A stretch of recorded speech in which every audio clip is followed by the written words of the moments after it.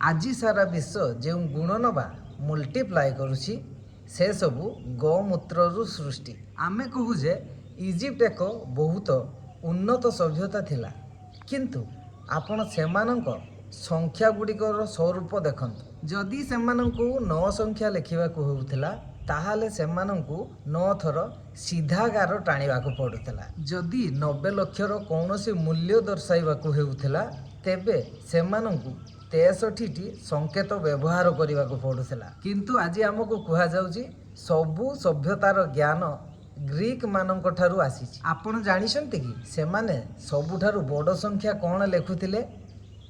से होची मिरियाड, जार अर्थ होची 10,000। सी होची तांको बड़ संख्या। प्राचीन ग्रीक रे 10,000 को सेमाने अनंत बा शेष संख्या भाव में ग्रहण करुथिले।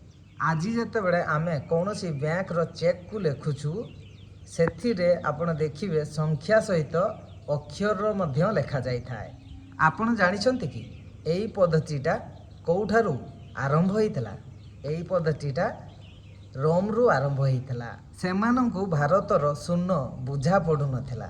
सेमाने भाबुथिले जे 100 परे आउ गोटे शून्य लगेई देले केमिति 1000 हो जाउची। सेमानंकु ए शून्य विषय किसी बुझा पड़ू नथिला। सेइथिपाई एई जो संख्या सहित अक्षर लेखिबा पद्धतिटा को रोम रु आरंभ करा जाइथिला। सेथिपाई सेमानंक शासन समय रे एक नियम प्रणयन करागला जे जदि जेकोसी चुक्तिपत्र रे संख्या लेखा जाउची ता सहित अक्षर रे मध्य लेखिबाको पड़ियो। आज आमे जो 3 अंक विशिष्ट गुणन पद्धति व्यवहार करुचु, प्रथम धाड़ी पर द्वितीय धाड़ी रे गोटे स्थान छाड़िबा एवं द्वितीय धाड़ी पर तृतीय धाड़ी रे 2टी स्थान छाड़िबा। एही सिद्धांतर नाम कौन आपण जानिछन्ति? एहार नाम हेउछि गौमूत्रिका सिद्धांत।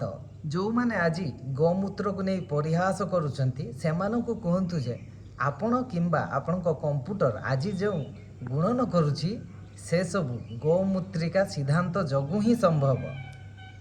एही समस्त पद्धति भारतर अवदान, किंतु भारतर एही विराट अवदान को केवल शून्य भितर सीमित करी रखि दिया जाइछि।